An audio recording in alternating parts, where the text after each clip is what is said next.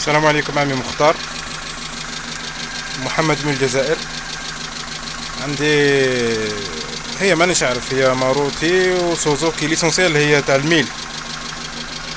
هو الحكاية تاعها هذه تنقص شوية زيت، تدخن شوية كي نعصرها من ثاني تخرج شوية تاع بخور كي نعصرها. المشكل ماشي في هذيك، مش كاني نسمع في هذا الحس، ما فهمتوش لا منا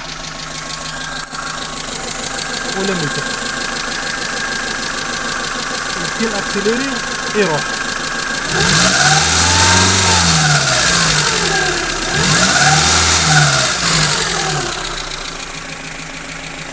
شغل طقطيق والفرق.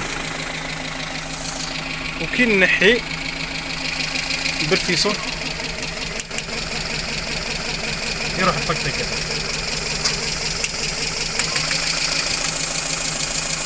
عاود رجع، هاني نحيت، هاو راح.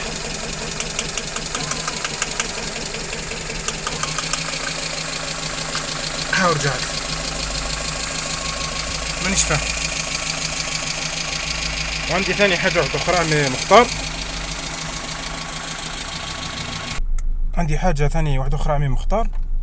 شفت كي تكون الصباح ولا نطول اللي طفيتها اللمبة تاع الزيت، هذوك انا هذا وين طفيتها اللمبة تاع الزيت تطفى ديريكت.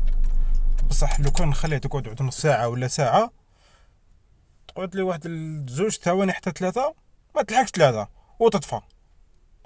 علما انني ندير الزيت خفيف لاديس تاع البيدون. ما فهمتش الاشكال هذا وين. رايح نبدل لابومب الويل ونشوف. بصح اني ديتها عند واحد الميكانيسيا، قال لي عندك اكس بيستون. ومن بعد تبعت الفيديو تاعك عمي مختار كي قال لي اكس بيستون، ولات نحي بالوحده. انا كل ما نحي وحده هو يروح الحس. ما فهمتش، ولا تقدر تفيدنا عمي مختار؟ بارك الله فيك، شكرا عمي مختار.